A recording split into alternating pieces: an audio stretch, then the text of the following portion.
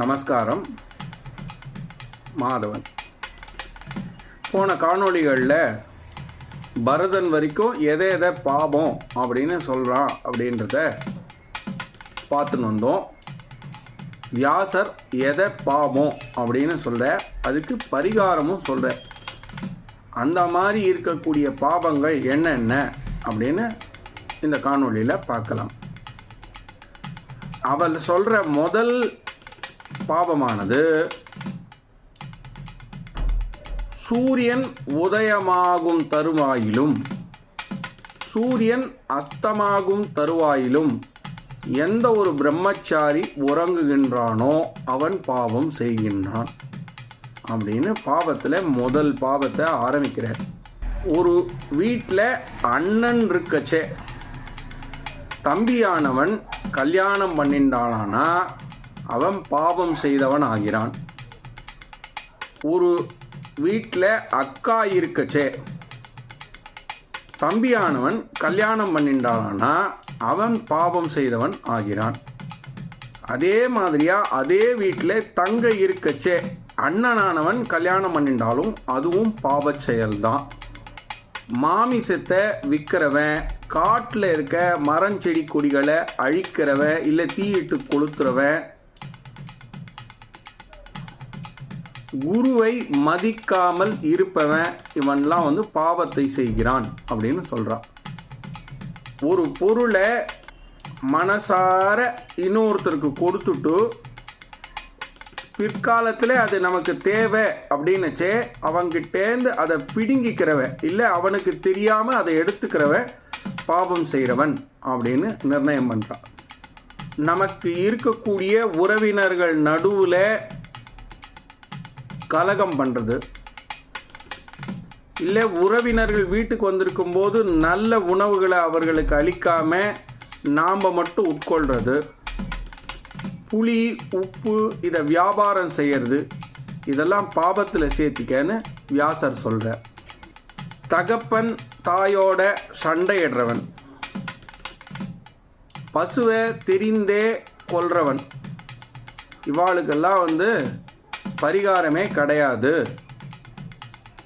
ஒருவேளை அப்படி தெரியாமல் பண்ணிட்டா அதுக்கு பரிகாரம் செய்து நிவர்த்தி பண்ணிக்கலாம் அப்படின்னு வியாசர் சொல்கிறார்.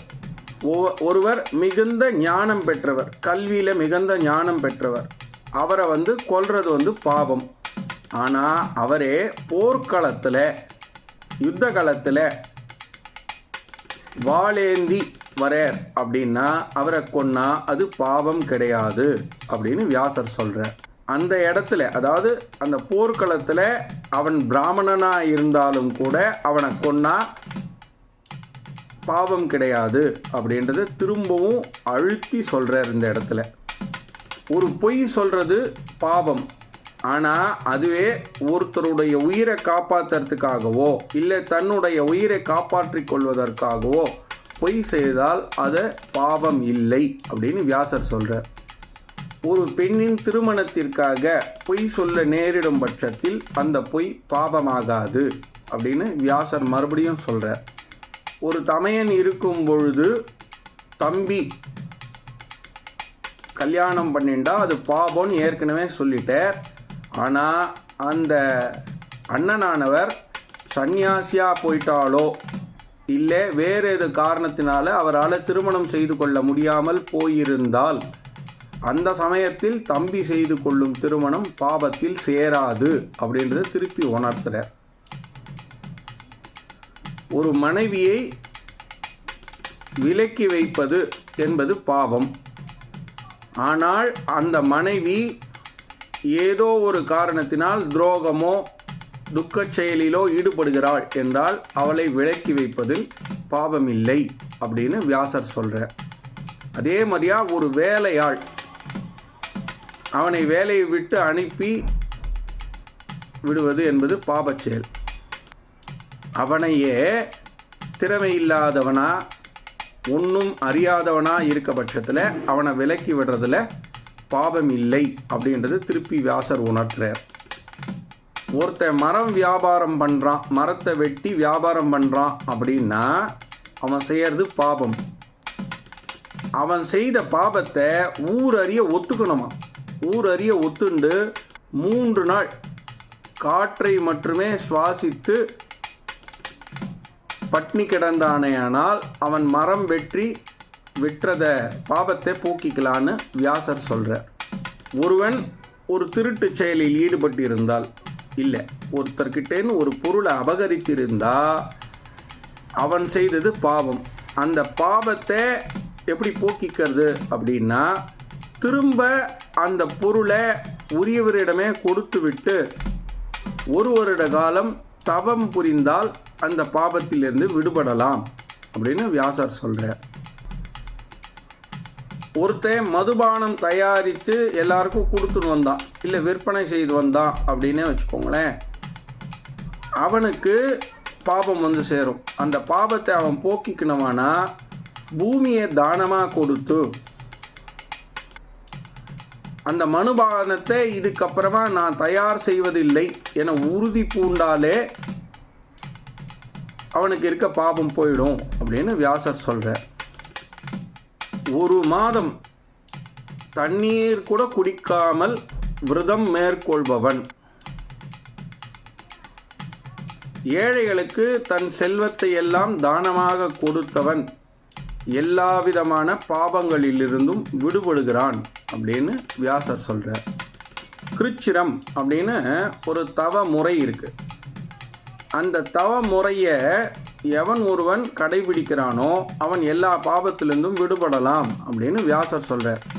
அந்த கிருச்சிரம் அப்படின்ற அந்த தவத்தோட முறைகள் என்ன அப்படின்றதையும் அவர் விவரிக்கிறார். 3 நாள் கார்த்தால மட்டும் ஆகாரம் சாப்பிடணும், 3 நாள் சாயங்காலம் மட்டும் ஆகாரம் சாப்பிடணும், 3 நாள் எது கிடைக்கிறதோ அதை ஆகாரமாக 1 வேளை மட்டும் சாப்பிடணும். இப்படி தொடர்ந்து 6 வருட காலங்கள் பண்ணினா அவன் எல்லா விதமான பாவச் செயல்களும் மன்னிக்கப்பட்டு நல்லவனாக இருப்பான், நல்லவனாக ஆயிடுவான்னு வியாசர் சொல்கிறார். இது இந்த கிருச்சிரம் அப்படின்ற தவத்தோட ஒரு முறை. பெண்களுக்கும் தனியாக சொல்கிறார். விபச்சாரத்தில் ஈடுபட்டவா அப்படின்னு விவரிக்கிறார். அவள் 4 மாத காலம்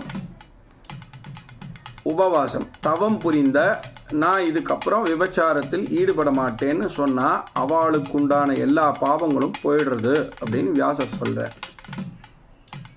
பிறருடைய மனைவியை அடைந்தவன்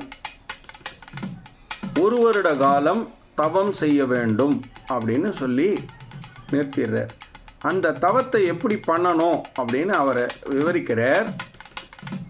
ஒரு நாளைக்கு 3 முறை குளித்து ஆகாயத்தை மட்டுமே கூரையாக கொண்டு ஒரு இடத்தை நிர்ணயம் செய்து அதே இடத்திலேயே 1 வருட காலம் தவம் செய்தானேயானால் அவன் அறிந்தும் அறியாமலும் செய்த எல்லா பாவங்களிலிருந்தும் விடுபடுகிறான் அப்படின்னு சொல்லி வியாசர் பாவங்களை சொல்லி பாவத்துக்கு உண்டான பிராயச்சித்தங்களையும் சொல்லி முடிக்கிறார். இந்த கருட புராணத்தில் விசேஷமே பாவங்கள் என்ன அப்படின்றது தான். அதிலேருந்து எப்படி விடுபடலான்றதுக்கு வியாசர் சொன்ன இந்த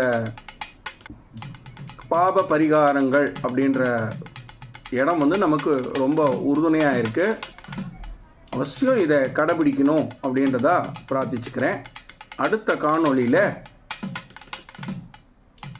நன்றி மறந்தவர்களுடைய பாபம் அப்படின்ற தலைப்பில் என்ன பாபம் இருக்குன்றதை பார்க்கலாம்.